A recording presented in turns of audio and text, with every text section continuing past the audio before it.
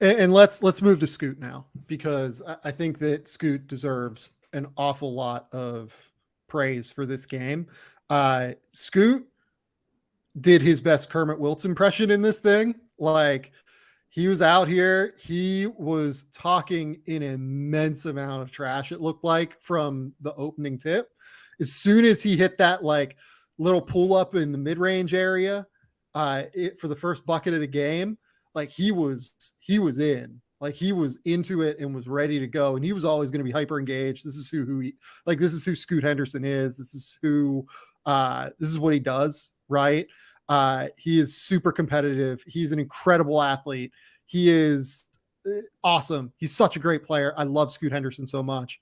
And he's continued it the whole way. Like, you brought up the idea of like, he spent the first half being a scorer. I completely agree with that. Like, he came out and was like, I am coming out to get mine right now because that's what I need to do. I need to lead this team. I need to come out and just dominate this game. And when he did that, they were up 20 points. Like, this G League Ignite destroyed them in the first half. And it was because of Scoot setting the tone, I think, with his energy, his aggression, his confidence. Just, he came out like he was the best player on the floor, and he had no doubts that he was the best player on the floor. And, you know, based on where they are right now, there might be a case that he's the best player on the floor. His overall game tonight, I thought, was absolutely spectacular. And that's before we get to the second half, when he showcased all of the playmaking chops, all the passing chops, all of the pick and roll ball handling, all of the decision-making that you could have wanted. Scoot Henderson is an absolutely elite prospect. And teams should not take lightly that, like, it's going to be the race for number one. Teams are going to be tanking. The reason that this is such a valuable tanking year, given the way that lottery odds are now in terms of how flat they are, is because there are 2 number one overall quality picks in this class, in both Scoot and Vic. Beautifully said, Sam. Last year, I was a wire-to-wire Apollo guy. And last year's draft was so fun because you could make a case for 3 or 4 different guys as being number one overall. And it didn't seem like Paolo was going to go number one until like an hour before he was actually drafted number one. But I was fully on the Paolo bandwagon. But I said while covering that draft that if Scoot Henderson was in that draft, Scoot would go number one. You could probably make the case that if it was Scoot and Evan Mobley and Jalen Green and Cade Cunningham, that Scoot would at least get serious consideration for number one in that draft. I can't sit here and say he would have gone number one over Cade, but it would have not been a no-brainer. He would have absolutely gotten serious consideration, and he might have gone number one over Cade. You can keep going through the drafts in recent history. I don't think he would have gone number one over Zion, and he shouldn't have gone number one over Luka. But the point is that Scoot Henderson, over the last, let's say, decade, you can probably make a case that he's comfortably a top 10 prospect of the last decade. Yeah. And potentially a top 5 prospect of the last decade. Potentially. Obviously, there's a lot of great talent to hit the league over that time frame, and we are a little biased by the recency of the performance we just saw from Scoot Henderson.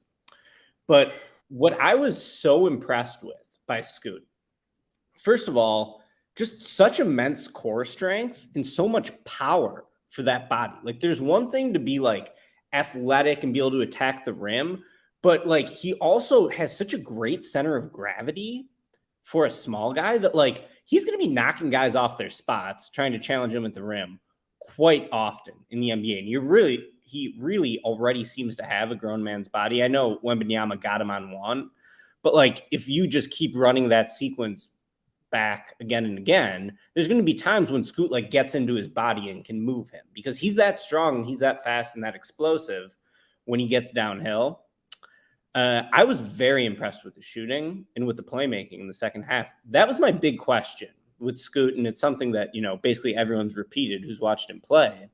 It's like, okay, so when defenses go under him on the screen, and like last year's Ignite roster just didn't have much shooting, so you could like, you know, cheat off Dyson Daniels. You could cheat off Marjon Beauchamp.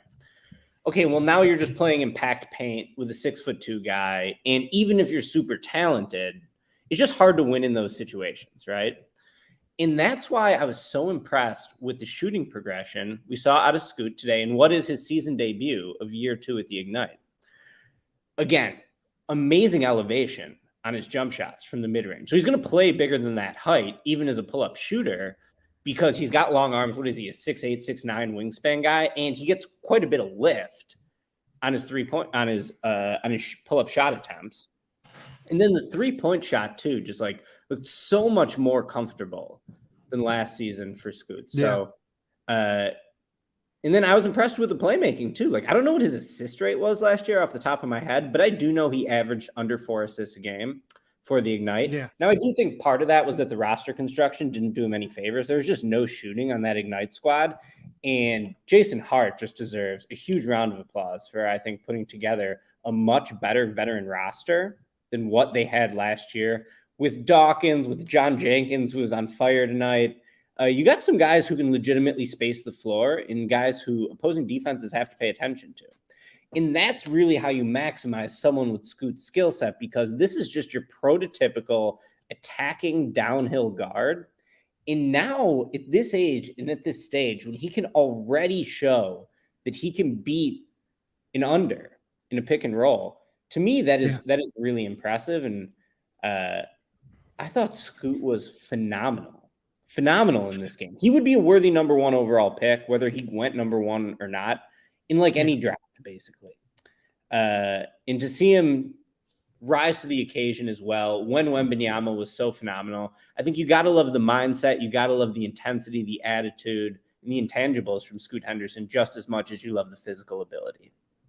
Yeah, and like the ability to stop start, like that is incredible. It's that he got Wembanyama on was insane. Yeah, like it's just really, really remarkable. I mean, you look at the way that, you know, he can change directions, he can change paces, he's a tight ball handler. It's just really, really ridiculous. Every single thing that he does on the court is so controlled now. Like even last year, there were moments where I thought he got a little bit out of control. For his age, he's always been very poised. Like you expect young guys to be, a little bit out of control when they're point guards. It just kind of happens. It's a natural growth process, right?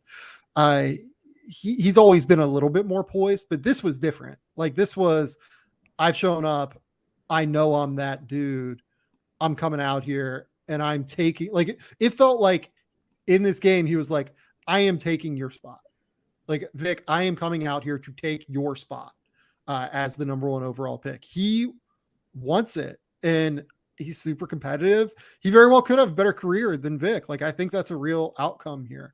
The passing, the playmaking, all of it, the body controls, the finisher, the explosiveness, the length, the shooting ability that looks better. I think that ultimately is the key, but you know what, at the end of the day, you hit it like on the head. This is something that Adam and I have talked about on the pod a lot.